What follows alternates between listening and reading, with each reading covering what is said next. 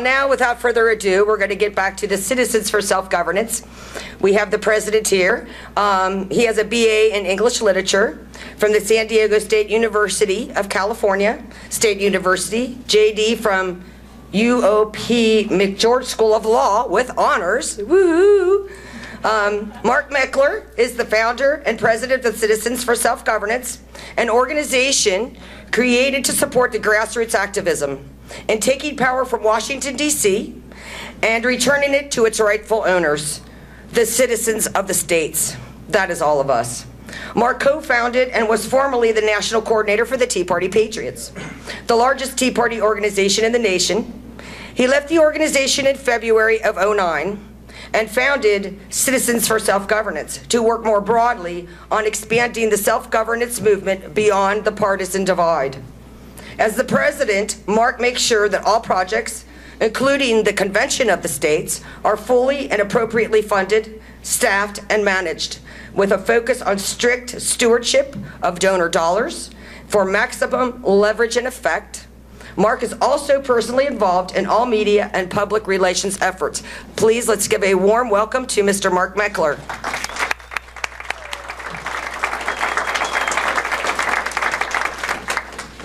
Well, thank you guys for having me. I've been coming to Washington ever since the beginning of the Tea Party movement. We did a tour around the country right before the 2010 election, and the very first place I stopped was in Washington with you guys out there in Renton. So it was really thanks, and you were there, so thank you for being there. And so for me, as I toured around the country right before the 2010 election, sort of one of the pinnacle events in the Tea Party movement, I can't think about that without thinking about Washington. And we were in a place where people told us we weren't necessarily going to get a friendly reception, but I can tell you, standing on that corner that day, first of all, the amount of people that showed up to stand with us, it was extraordinary. It was really exciting. And then the amount of people driving by who honked at us and gave us the right finger, not the wrong finger. Well, there was a lot of them. So for me, in my heart, sort of the part of the Tea Party was based right here in Washington State. I hear a lot of complaints when I come to Washington about what's going on here and the leftward swing of the state. And while I sympathize with you, I come from California. So, if you want to talk about a left state and a state that's falling off into the ocean, well, that's where I come from. But even in California, we haven't lost hope. And we haven't lost touch with where we come from as a nation. And so, a lot like here, the eastern half of the state of California, most people don't realize how conservative it is. There are a lot of rural counties, a lot of ranching and farming and mining and folks like that. We're still connected to what made this country great. And in my opinion, what made this country great is self-governance. That's where we come from. Our organization is called Citizens for Self-Governance for a reason. We spent a lot of time sort of debating and arguing about that name, because when you say self-governance to people, a lot of people don't know exactly what you mean. I mean, this is how far we've stumbled away over the decades from this concept of self-governance. And so you'll say Citizens for Self-Governance, and they'll look at you like, I'm not sure, that sounds good, but I don't know exactly what you mean. And so I think it's important that we return to that and we talk about self-governance. That's why we chose the name, even though we knew not everybody would get it right away. We realized it was at the essence of what it means to be an American. And so I want to start with a story about self-governance, because I think it's really important that we understand, why are we a nation based on self-governance? I don't know about you guys, but when I was taught American history in school, kind of the way that I was taught American history, my kids just went through it. I have a son who's 17 and a daughter who's 14, so I'm reliving this. The way I was taught is you're taught basically Plymouth Rock, right? Jamestown, this first settlement, and then the American Revolution. And this is really the sequence in which our kids, and certainly which I learned in California public schools, American history. And so when you learn that sequence of American history, you think about it, everything's condensed, right? History you look at through a telephoto lens and it all condenses into this tight package. But between Jamestown and the American Revolution is a really important part of American history. And our kids don't study it at all. And I never studied it at all. Anybody have any idea roughly what that time period is between Jamestown and the American Revolution? 150 years roughly. Now, if you'd asked me that question 4 years ago, I mean, initially I would have just said, I don't really know. I mean, I never really thought about that. The way they teach it to us, it seems pretty close together. Jamestown and then the American Revolution. But the reality, it's 150 years. And I want you to think about how long that is. That's roughly 5 generations. 5 generations of Americans on this continent left alone to figure out what? How to govern themselves. The Crown practiced largely benign neglect. People were here, they had very little contact with England, so they had to figure it out for themselves. They had to learn how to govern themselves. Now, this was a unique experiment in all of American and world history, right? You can't find a place in world history where people just went off on a new continent and figured out how to govern themselves. So we have this unique heritage in America that makes us different than everybody else. There's a single premise that unites all of us, and it's deep within all of us, and that is this concept of self-governance. In 1843, a historian was traveling around the country and he was collecting stories of the remaining patriots who'd actually fought in the American Revolution.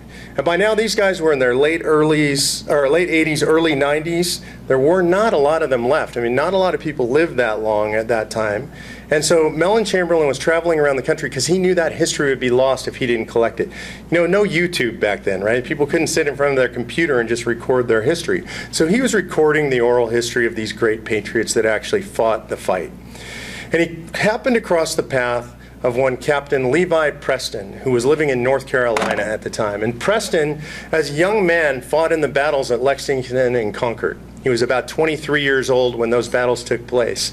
And so Chamberlain was trying to figure out what was it that motivated these men to go out on the field of battle. And you got to put that in context. I think sometimes we forget about this too, right?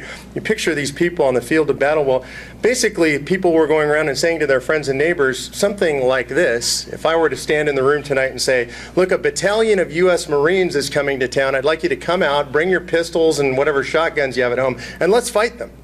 Right? I mean, imagine what a daunting task. You're talking about the Redcoats, the greatest army, the greatest fighting force ever assembled in the history of man. And these were basically mostly farmers and merchants, simple people who were going to fight against the Redcoats.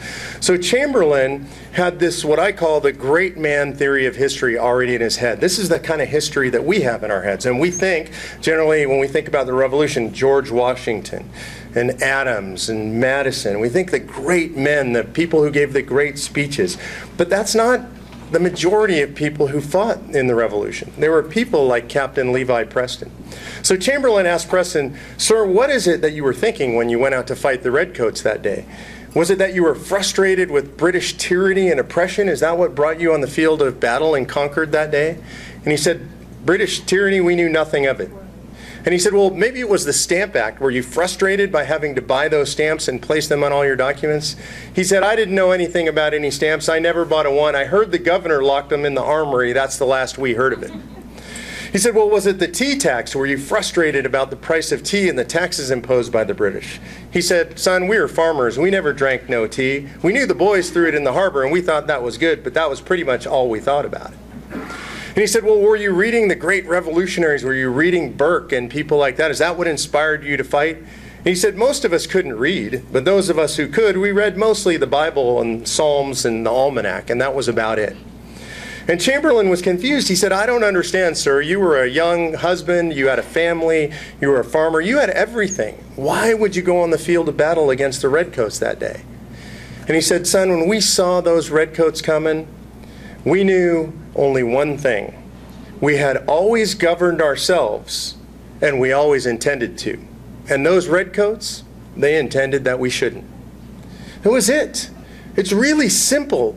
It's not some lofty idea expressed by Madison or Adams. I mean, thank God we had people like them and like Jefferson who could write these eloquent things. But the people who actually fought the American Revolution, the average man who was involved and the families that were involved, they were just regular folks. They were like us, right? Like people here in Spokane that fear for the loss of their liberty. And it came down to a single idea that drove those people onto the field of battle. It's the same idea I would put to you today that puts you on the field of battle. It's the idea that we've always governed ourselves and we always intend to, right? It's the idea that our liberty is at stake. Are you guys with me? Do you think your liberty is at stake? Our liberty is definitely at stake today. And so that's what we're fighting for. I think that's why we're in the fight. That's why I've dedicated my life to this fight, because our liberty is at stake. Have they been chipping away our liberty year after year, law after law? They haven't. It's not just this administration, is it? This has been going on for a long time through American history. No doubt this president has accelerated the decline of the republic, has taken away liberties at a faster and more obvious rate. But I mean, we got to remember, where did the TARP bailout come from? Didn't come from this administration, right? And we've had this loss of liberties going on, president after president, Congress after Congress, and I would posit Supreme Court after Supreme Court. So we all lament the loss of our Constitution, right? Do you guys feel like we've lost the Constitution? Yeah. Mark Levin says we're living in a post-constitutional republic, and I would agree. The president doesn't follow the Constitution, does he? Do you guys think Congress follows the Constitution? They don't.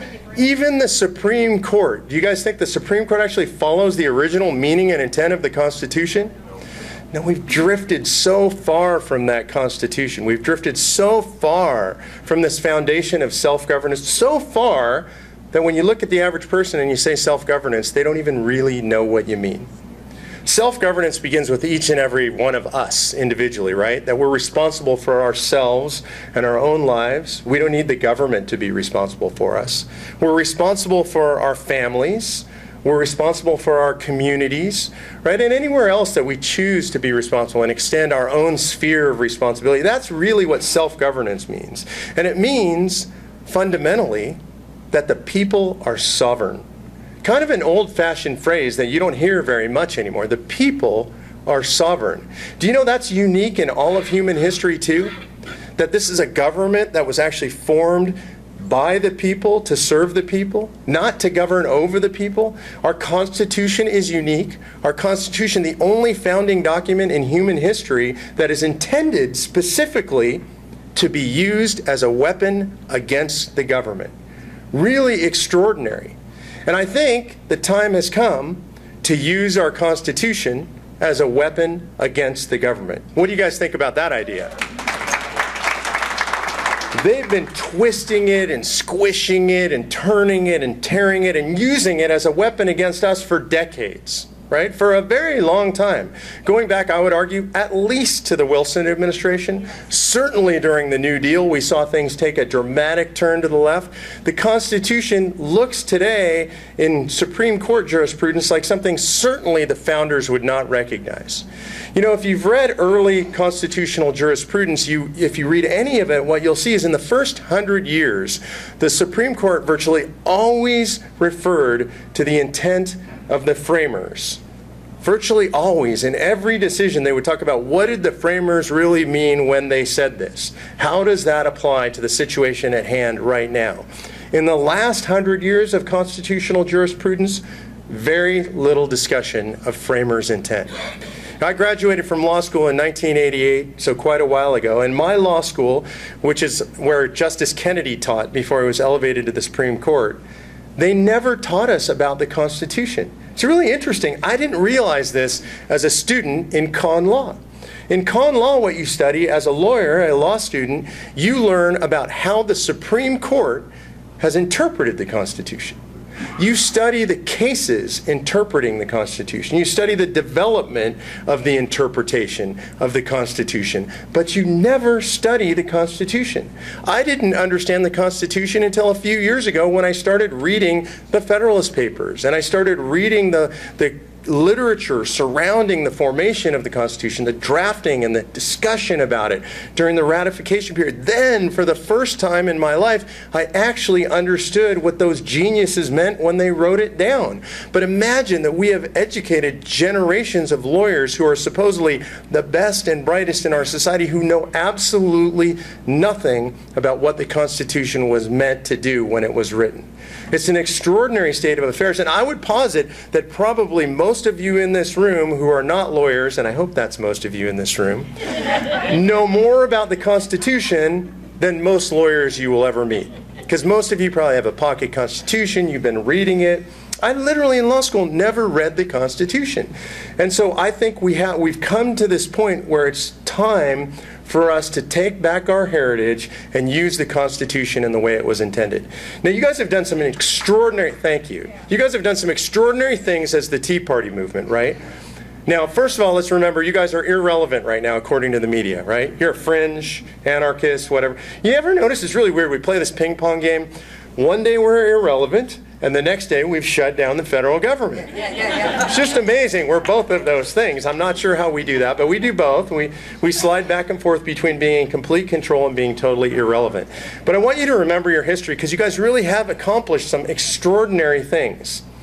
When I talk to the media about this, as I get to do pretty often, and they ask, you know, aren't you worried about the Tea Party's waning influence? The latest poll shows X, Y, or Z.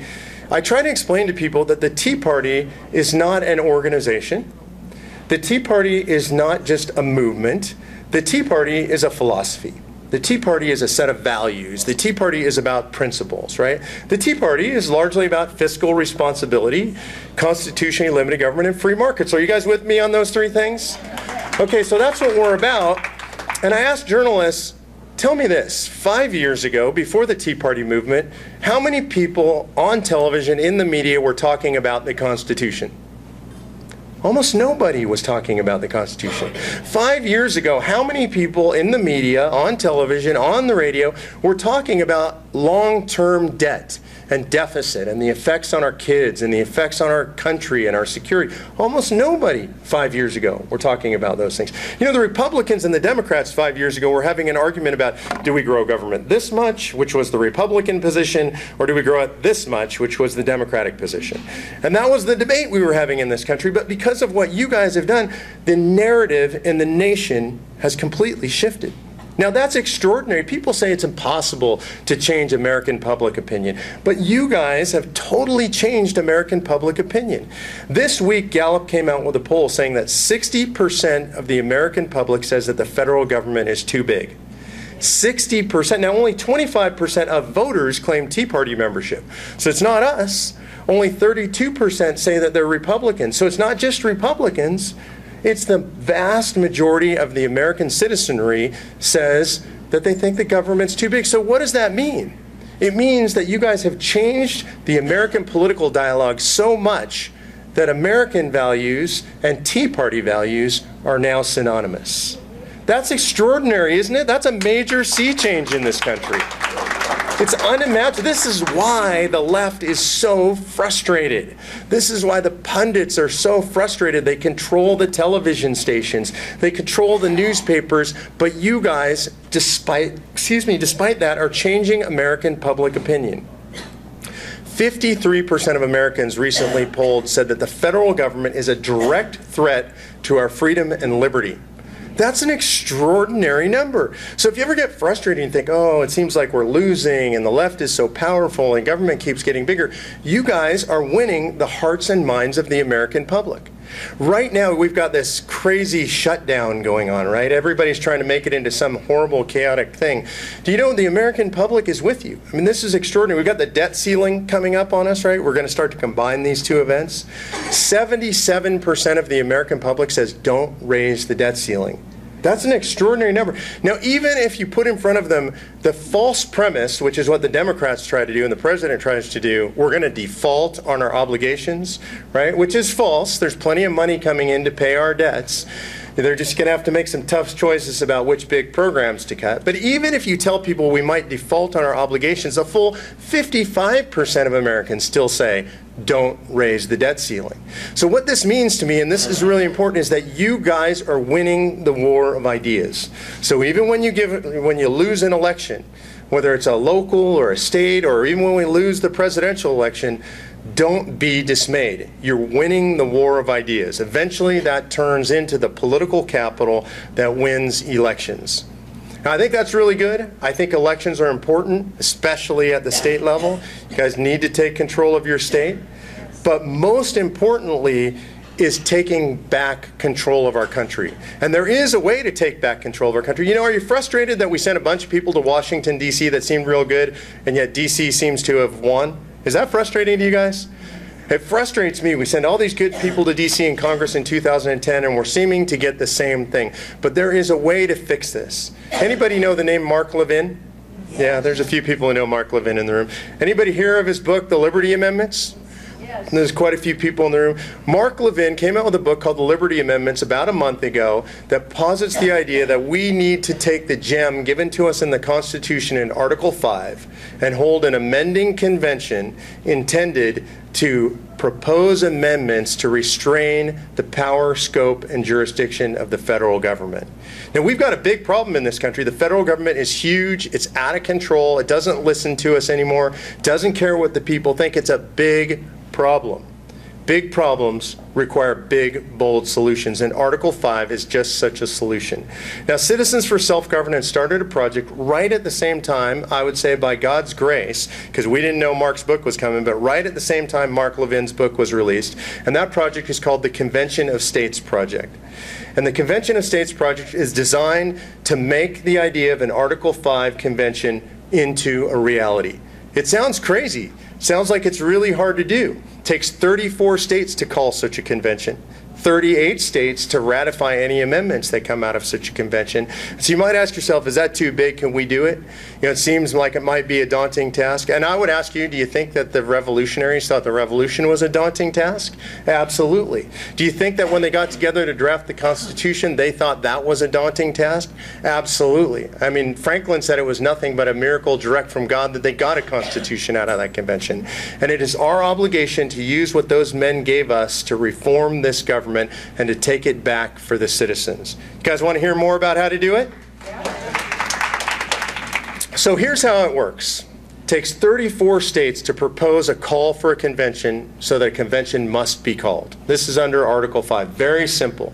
So how do you get to 34 states? There's actually a way to do it. Right now we have 24 states in this country, by the way, that are what we call trifecta states. That means they have a Republican governor and both houses are dominated by Republicans. We think most of those are the easy states. Right, so we can get those 24 easily. Then there are other states. There are 30 states now with Republican governors and a variety of mixes on legislators. So we can get to 34. Our intent is in 2014 to pass this in 20 states, to call in 20 states. And then to finish that up in 2015 and to hold the convention in 2016.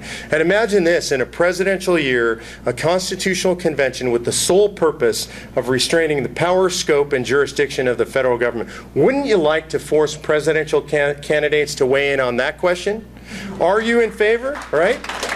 It's a simple question, and I dare any candidate for the President of the United States to say, I am not in favor of restraining the power, scope, and jurisdiction of the federal government.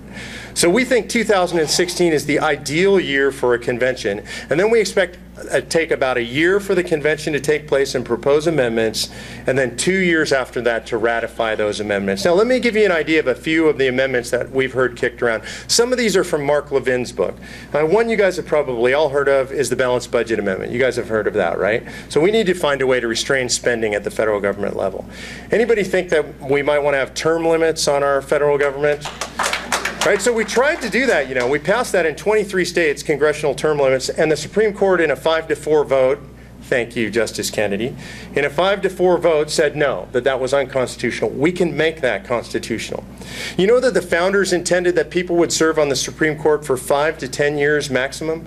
It's just life expectancy was so much shorter back then, and the men that they were appointing were generally in their 40s, and they didn't expect them to live more than 5 or 10 years. And now we have justices that are influencing the direction of this country for 20 and 30 years. So some people have proposed, including Mark Levin, that we limit Supreme Court terms to 12 years. We keep a nice rotation going. That'll keep a nice balance on the court.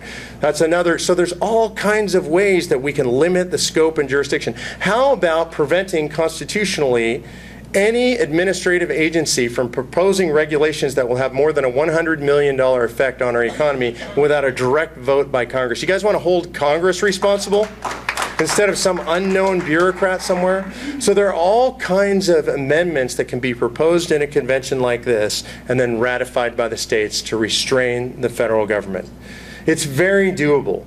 It takes roughly 3,000 state legislative districts to get in support of this, to actually call the convention. That's enough to get 34 states. We need roughly 100 volunteers in each of those districts. When you start to break the numbers down like that, it doesn't sound so daunting. Can you guys get 100 people in your district, just in your state legislative district, and all they have to do is pick up the phone and call their state legislator and say, we want you to call a convention. So we're right now recruiting district captains who will go out and recruit those 100 people who are willing to make that phone call when the time comes. We literally have thousands of volunteers pouring in from all over the country.